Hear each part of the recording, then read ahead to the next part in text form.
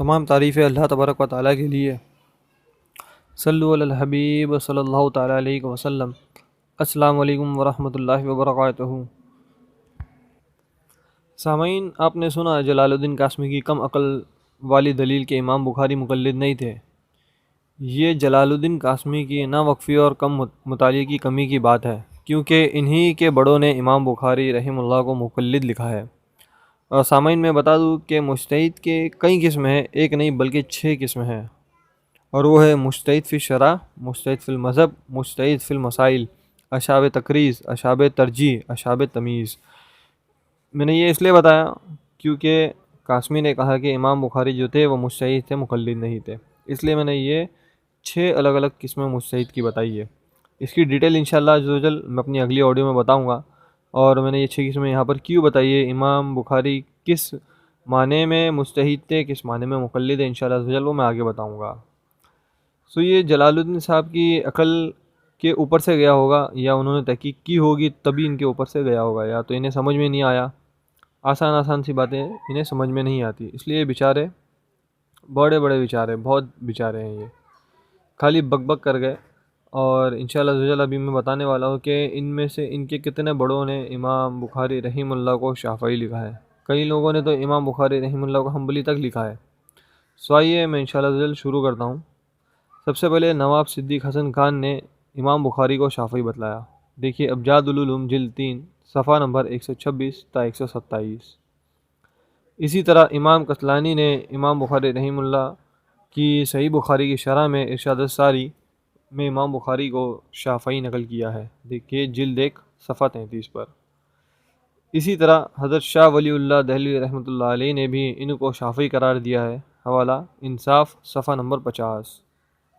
اسی طرح طبقات الشافعیہ میں بھی امام سبکی رحمہ اللہ نے امام بخاری رحمہ اللہ کو شافعی لکھا ہے، دیکھیے صفحہ نمبر 214۔ اسی طرح کچھ لوگ امام بخاری رحمہ اللہ کو حنبلی بھی قرار دیتے ہیں۔ وہابیوں کے شیخ الاسلام ابن تیمیہ کا یہی رجحان ہے، چنانچہ فرماتے ہیں کہ ائمہ حدیث جیسے بخاری، مسلم، ترمذی، نسائی اور ان کے علاوہ کچھ دوسرے محدثین بھی امام احمد اور امام ابن اشاق ابن راہویہ کے متبعین میں ان کا شمار بھی انہی لوگوں میں سے ہے جنہوں نے ان دونوں سے فقہ اور حدیث کا علم حاصل کیا، حوالہ فتویٰ جلد 25 صفحہ نمبر 232۔ امام ابن قیم نے بھی امام بخاری رحمہ اللہ کو حنبلی بتایا، دیکھیے علام الموقعین جلد 3 صفحہ نمبر 543۔ بہرحال امام بخاری خواہ امام شافعی کے متبع و مقلد ہو، خواہ امام احمد رحمۃ اللہ علیہ کے متبع و مقلد ہو، وہ تھے تو مقلد ہی، کسی نے ان کو غیر مقلد نہیں قرار دیا۔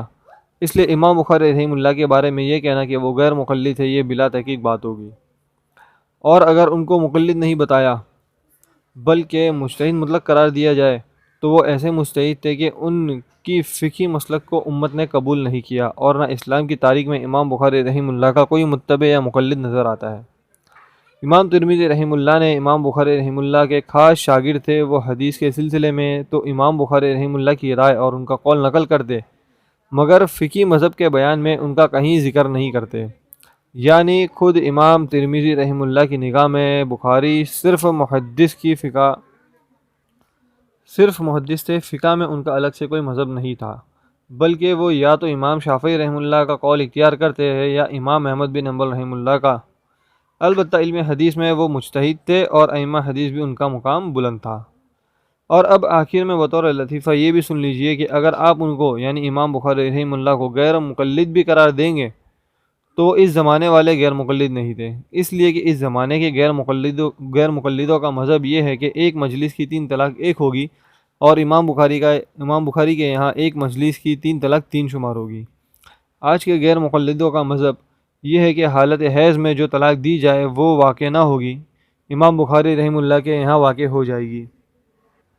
آج کل کے غیر مقلدین ایک ہاتھ سے مصافحہ کرتے ہیں، اور امام بخاری رحمہ اللہ دونوں ہاتھ سے مصافحہ کے قائل تھے۔ آج کل کے غیر مقلدین تہجد و تراویح کو ایک بتلاتے ہیں، امام بخاری رحمہ اللہ کے یہاں تہجد الگ اور تراویح الگ نماز تھی۔ آج کل کے غیر مقلدین 8 رکعت تراویح پڑھتے ہیں، امام بخاری 8 رکعت تراویح کے قائل نہیں تھے۔ آج کل کے غیر مقلدین قبروں سے تبرک حاصل کرنے کو حرام کہتے ہیں، اور امام بخاری رحمہ اللہ قبروں سے تبرک حاصل کرنے کے قائل تھے۔ چنانچہ انہوں نے اپنی تاریخ لکھنے کی ابتدا نبی کریم صلی اللہ تعالیٰ علیہ وسلم کی قبر مبارک کے پاس بیٹھ کر کی۔ امام بخاری رحمہ اللہ خود فرماتے ہیں کہ میں نے اپنی تاریخ کی تصنیف کی ابتدا مدینہ منورہ میں نبی صلی اللہ علیہ وسلم کی قبر مبارک کے پاس کی۔ حوالہ مقدمہ فتح الباری صفحہ نمبر 479۔ آج کل کے غیر مقلدین بزرگوں کے تبرکات سے فائدہ اٹھانے کو حرام سمجھتے ہیں۔ امام بخاری رحمہ اللہ کے یہاں بزرگوں کے تبرکات سے برکت حاصل کرنا جائز تھا۔ حافظ ابن حجر رحمہ اللہ لکھتے ہیں کہ ان کے پاس یعنی امام بخاری کے پاس نبی صلی اللہ تعالیٰ علیہ وسلم کا کچھ بال تھا، وہ اسے اپنے لباس میں رکھتے تھے۔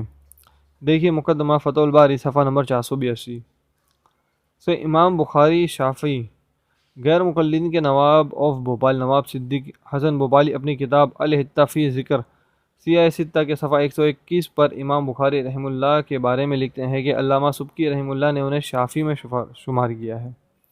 اسی طرح امام عبداللہ بن حسین الحلیمی متوفہ 403 ہجری، جن کو علامہ ذہبی رحمہ اللہ، علامہ الباری ماہر علامہ اور رئیس اہل حدیث محدثین لکھتے ہیں کہ وہ شافعی المسلک ہیں۔ حوالہ تذکرۃ الحفاظ جلد 3۔